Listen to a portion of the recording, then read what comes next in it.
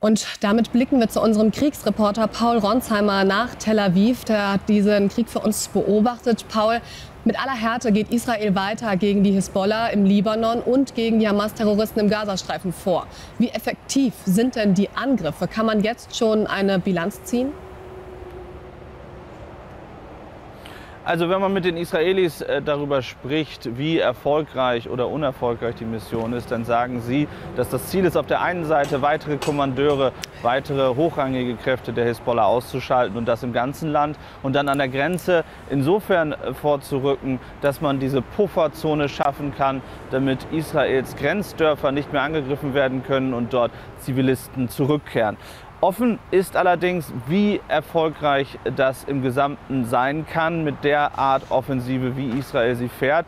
Und gleichzeitig gibt es massive Kritik an der Kriegsführung, gerade in den vergangenen Tagen, als auch Zivilisten umgekommen sind in Zentral-Beirut, wo man versucht hat, einen weiteren Kommandeur auszuschalten. Und je länger diese Mission dauert, je länger die Bodentruppen Israels dort sind, desto schwieriger wird die Mission.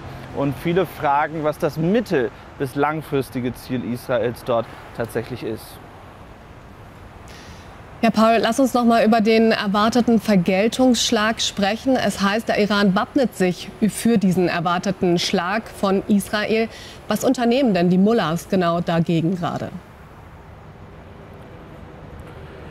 Offenbar versucht der Iran, dort Allianzen zu schaffen, was eine Flugabwehr angeht, also bei Angriffen Israels, dass man dort Unterstützung erfährt. Allerdings ist im Umfeld Irans neben der Hisbollah sind dort die Staaten dem Iran zum größten Teil eher kritisch bis feindlich eingestellt.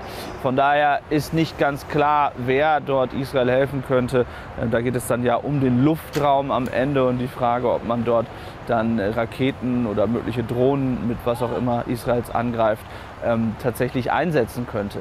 Die Frage, die jetzt ist, wann könnte Israel angreifen, es ist nicht mehr die Frage des Ob. Jetzt ist der Feiertag Yom Kippur vorbei und tatsächlich könnte es jederzeit soweit sein. Es gibt heute ein weiteres Sicherheitskabinettstreffen mit Premierminister Netanyahu. Möglicherweise wissen wir danach, ob dieser Angriff stattfindet, das wissen wir. Das ist zumindest angekündigt, dass er stattfinden soll. Aber vielleicht ist dann klarer, wie es aussehen könnte. Aber Israel ist es wichtig, dort auf einen Überraschungsmoment zu setzen. Und schon jetzt sind die vergangenen Tage auch eine Art psychologische Kriegsführung gegen den Iran.